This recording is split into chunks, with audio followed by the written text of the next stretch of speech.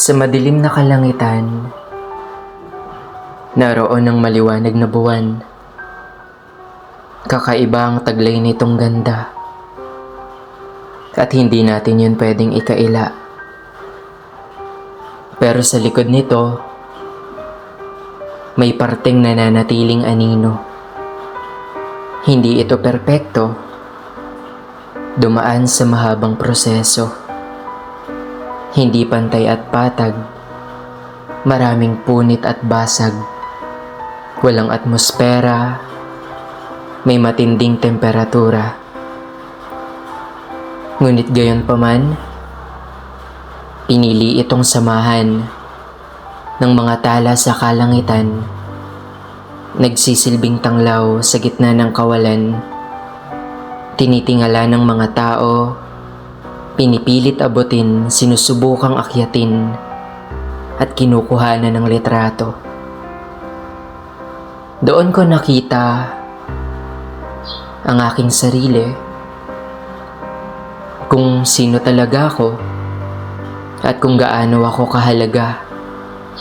Ipinalimot kasi sa akin ng mapanghusgang salamin na pwede din akong tanggapin, na kaya akong mahalin sa kabila ng mga sugat, mga pekas at peklat, mga guhit at punit na siyang sakin ay nanliliit.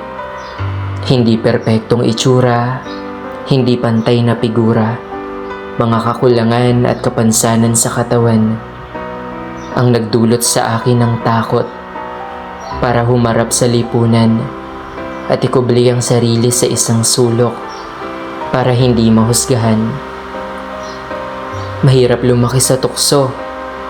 Nakakatakot ang mga mata ng mga tao. Para kang lalamunin unti-unti na tila ba isa kang malaking pagkakamali.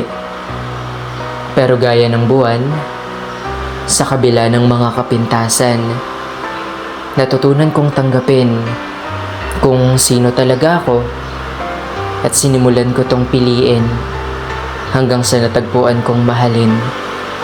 Ngayon, hindi na ako natatakot sa kahit anong pananaw at paningin.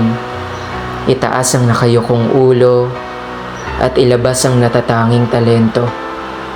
Okay na ako sa sarili ko.